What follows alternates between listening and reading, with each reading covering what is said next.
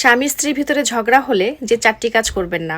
Number 1, ঝগড়া হলে কখনো বিছানা আলাদা করবেন না। আমরা অনেক সময় ঝগড়া হলে বলি, তুমি এই ঘরে ঘুমাবা, আমি ওই ঘরে ঘুমাবো। এই কথা কখনো বলবেন না। নাম্বার 2, স্বামী রেগে গেলে স্ত্রী চুপ থাকবেন এবং স্ত্রী রেগে গেলে স্বামী চুপ থাকবেন।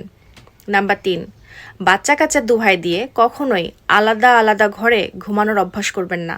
এতে করে স্বামী স্ত্রীর ভিতরে ভালোবাসা কমে যায় আর দূরত্ব বেড়ে যায়।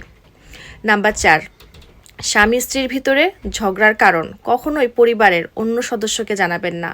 এতে করে স্বামী স্ত্রীর ভিতরে সম্মানটা কমে যায়। দেখেন, আপনার স্বামী সারা দিন বাহিরে কষ্ট করে কার জন্য?